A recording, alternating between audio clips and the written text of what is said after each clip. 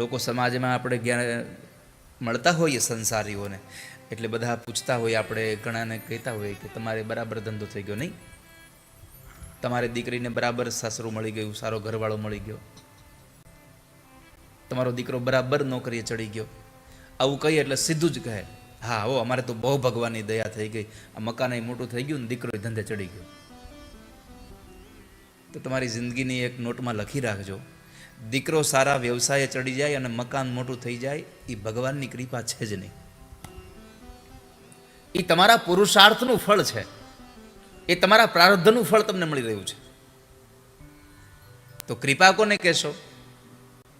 તો કહે છે જ્યારે તમને ભગવાનના સંતો સાથે, ભગવાનના ભક્તો સાથે અને ભગવાનની કથામાં તમને મિલન થઈ જાય તો સમજવું તમારા ઉપર હવે ભગવાનની કૃપા થઈ છે.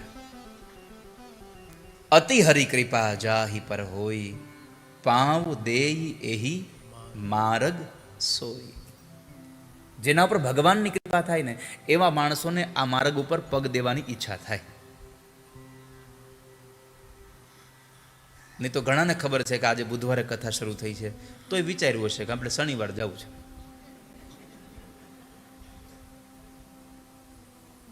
પણ હું હંમેશા કહેતો રહ્યો છું, કાલ કરે સો આજ કર, આજ કરે સો અબ.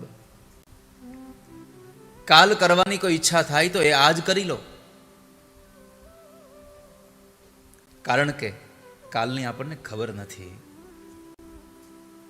આજનો લાવો લીજીએ ભાઈ,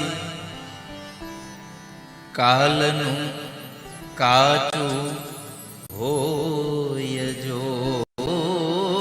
આજનો લાવો લીજીએ ભાઈ, કાલનું કાચું હોય જો. હરી લીલાવો પ્રભુ લીલાવો, પ્રભુ ભજ્યાના ભાવ જો. હરી લીલાવો પ્રભુ લીલાવો, પ્રભુ ભજ્યા. આજે ભગવાનને ભજવાનો લાભ મળ્યો છે.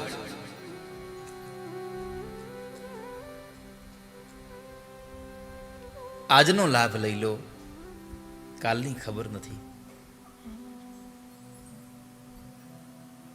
કાલ શું આવીને ઊભું રહેશે એની કાંઈ ખબર નથી.